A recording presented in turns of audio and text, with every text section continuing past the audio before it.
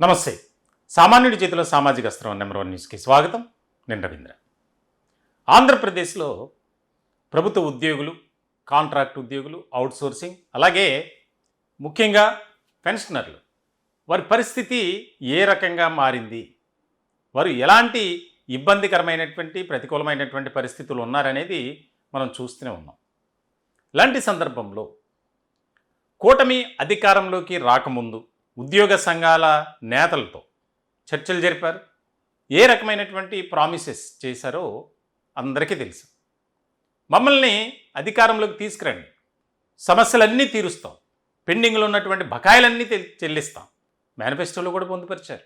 పాపం ఉద్యోగులు, అలాగే ఉద్యోగుల మీద ఆధారపడినటువంటి కుటుంబ సభ్యులంతా ప్రభుత్వం మారితే, కూటమి అధికారంలోకి వస్తే మనకి మంచి జరుగుతుంది అని భావించారు. కానీ ఏమీ జరగల. వారి ఆవేదన ఏ స్థాయిలో ఉంది అంటే, మేము అనవసరంగా కూటమికి ఓట్లు వేసి గెలిపించాం, మమ్మల్ని నట్టేట ముంచేసింది ఈ కూటమి. ఇది ఉద్యోగుల్లో నెలకొన్నటువంటి అభద్రతా భావం. దీనికి సంబంధించి 2024లో అధికారంలోకి వచ్చినటువంటి కూటమి 2 ఏళ్ళు గడిచిపోయాయి. కానీ ఇప్పటి వరకు ఉద్యోగుల సమస్యలపై మనం ఒక క్లారిటీ ఇద్దాం, ఒక సమస్యలను పరిష్కరించే దిశగా మనం ముందుకు వెళ్దాం అనేటువంటి ఆలోచన లేదు. దీనికి సంబంధించి ఉద్యోగ సంఘ నేతల్లో కొంతమంది ప్రభుత్వానికి అనుకూలంగా, మరి కొంతమంది న్యూట్రల్గా ఇట్లా నడుస్తూ ఉంది. ఇలాంటి సందర్భంలో గత కొద్ది రోజుల నుంచి ఏ రకమైనటువంటి పరిస్థితులు ఉన్నాయి, ఆ యొక్క ప్యాప్టో ఆధ్వర్యంలో రాష్ట్రంలో ఉన్నటువంటి ఉద్యోగ సంఘాలన్నీ కూడా, అంటే ఉపాధ్యాయ సంఘాలకు సంబంధించి ఏకతాటిపైకి వచ్చారు.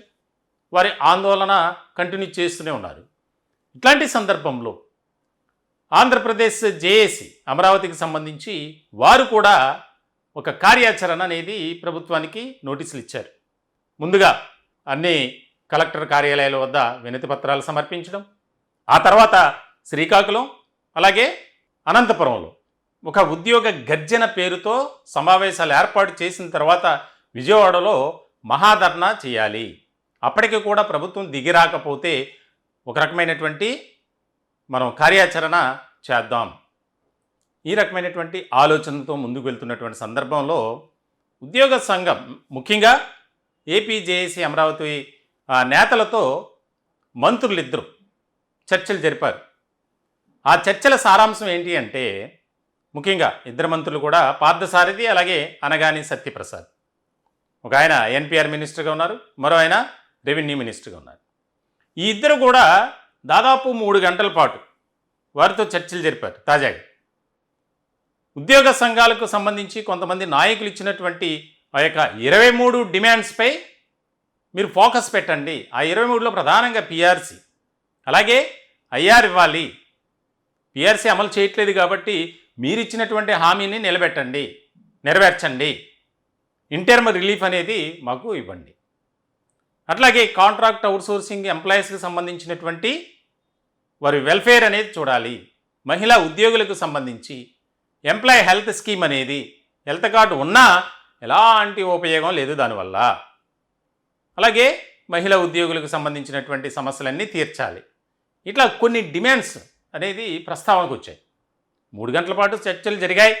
దీనికి సంబంధించి మరొకసారి మనం 20 తారీఖు దాటిన తర్వాత సమావేశం అవుదాం. ఆ సమావేశానికి ఉద్యోగ సంఘ నేతలందరినీ పిలుద్దాం. మీ సమస్యలపై ఖచ్చితంగా ముఖ్యమంత్రి గారు స్పందిస్తారు, మీకు మేమున్నాం అని ఒక భరోసా ఇచ్చారు. ఇది ఎంతవరకు నిజం, వారిచ్చినటువంటి మాట నిలబెట్టుకుంటారా అనేది ఇప్పుడు ఉద్యోగుల్లో ఒక రకమైనటువంటి కలకలం అనేది నెలకొంది. గతంలో కూడా అలాగే చెప్పారు. దాదాపు చాలా పర్యాయాలు ఉద్యోగ సంఘ నేతలతో కూటమి పెద్దలు సమావేశమయ్యారు, చర్చలు జరిపారు. గ్రూప్ ఆఫ్ మినిస్టర్స్ టాక్స్ నడిచాయి గత ఏడాది అక్టోబరు మాసంలో. దానికి సంబంధించి 4 డిఏలు కూడా మనకి విడుదల చేస్తారనుకున్నారు. ఆ సమయంలో ఒకే ఒక డిఏ ఇచ్చారు. దీనికి సంబంధించి కూడా ఉద్యోగుల్లో తీవ్రమైనటువంటి నిరాశ, నిస్పృహ అనేది నెలకొంది. ఇట్లాంటి క్రమంలో ఎప్పుడూ కూడా దాటవేత ధోరణితోనే ఈ ప్రభుత్వం వ్యవహరిస్తుంది. గత ప్రభుత్వం కూడా అదే రకమైనటువంటి విధానంతో ఆలోచన చేసింది. అందుకే ఆ ప్రభుత్వానికి జగన్ సర్కారుకు తగిన గుణపాఠం చెప్పాం. కూటమి అధికారంలోకి వచ్చింది, కూటమి ప్రభుత్వం అయినా మనకి మంచే చేస్తుంది అనుకున్నాం, కానీ ఈ రకమైనటువంటి మోసానికి పాల్పడుతుంది అనుకోలేదు అనేది ఉద్యోగుల్లో తీవ్రమైనటువంటి నిరాశ, అసంతృప్తి, వ్యతిరేకత. దీనికి సంబంధించి సామాన్యుడి చేతుల సామాజిక అస్త్రం నెంబర్ 1 న్యూస్ ఎప్పుడూ కూడా సామాన్యుడి పక్షాన నిలబడుతుంది. వారి కోసమే మా ప్రయాణం, పోరాటం. ఎక్కడా కూడా ఉన్నది ఉన్నట్లుగానే మేము చెప్తాం. దీనికి సంబంధించి మా ఈ 1 ఇయర్లో ఎన్నో విజయాలు మా ప్రయాణంలో. కోనసీమ కొబ్బరి రైతుల అంశానికి సంబంధించి కానీ, కాంట్రాక్ట్ నర్సింగ్ ఉద్యోగులకు సంబంధించి చేసాం. పిహెచ్సిలో ఏ రకమైనటువంటి సదుపాయాలు, సౌకర్యాలు ఉన్నాయని చేసాం. దీనికి సంబంధించి ఇలా ఎన్నో.